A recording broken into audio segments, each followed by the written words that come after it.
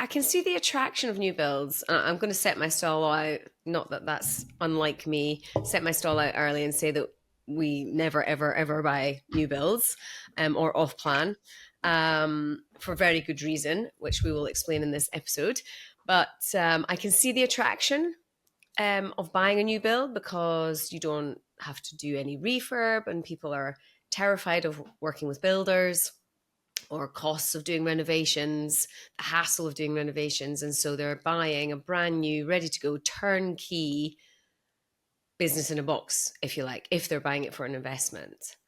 And what they love about it is that when phase one of the development is released to market to buy, they know that they're only putting down a small deposit initially. And then when phase two and phase three and phase four of the development are released, then of course, the value of those properties, which haven't even been built yet, that was agreed a price in phase one, has gone up in value. So that looks on paper as if you are making money from nothing. And well, you are.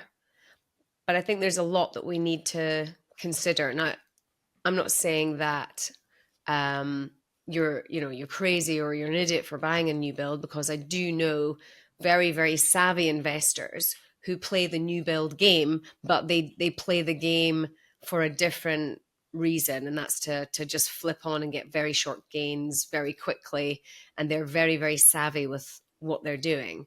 So I'm just going to caveat what I'm saying right now in a little bubble around that. It's more for people who are thinking about investing in property. They don't really know what they're doing. They don't have maybe the foundation of assets under their belts, and they're buying a new build because they believe it to be safer.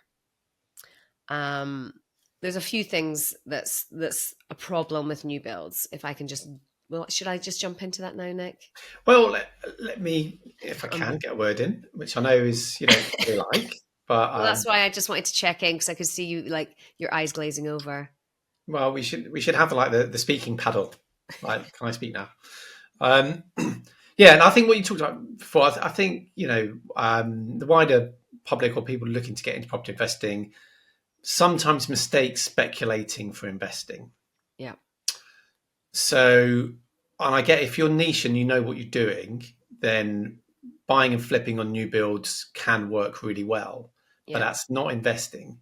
Yeah. That is well, not, I'm not going to use the word gambling. It's speculating. It is. Yeah, it's putting some money down with a hope to making a quick profit and get out. Yeah. Yeah. And so that's different. And you can't control it. You can't create any value to that asset. You don't know that you can carry out certain actions to then add that value, which is what we base all of our business on, right? Yeah, you are reliant on the market doing the job for you, which is great until it doesn't. Yeah. So, for those of us that can remember and rewind back to 2006, 6, new builds was all the rage, like big, tower blocks and new build flats and developments were going up in, London, places like Manchester and Liverpool, across the Northwest, Leeds, places like that.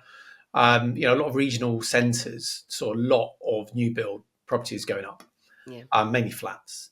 And, investors were piling in because rates were super low. It looked like a no-brainer, buy a new build flat and rent it out to, the developers are very, very good at painting the picture of the lifestyle, your tenants' lifestyle. If you're pitching it at tenants, they can be sipping chilled glass of Chardonnay on a balcony overlooking the waterfront in Manchester, whatever, right?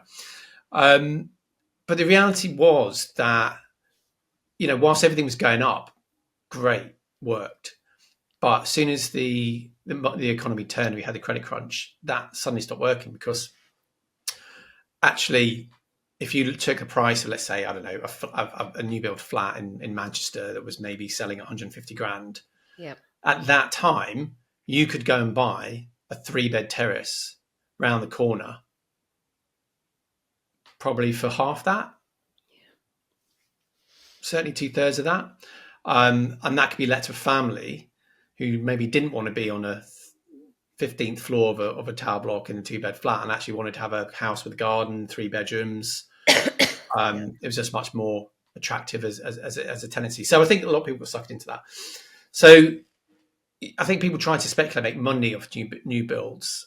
And what we talk about is looking at the kind of standard type of investment, but an actual investment that's a long-term investment, where your tenants are going to be paying you rent for over the long period, and that's a very different thing. So I think that going back to what you said at the very beginning, if you know what you're doing and flipping new builds on, great, but you really do have to know what you're doing, and you are market reliant. But that's not what we teach in terms of investing.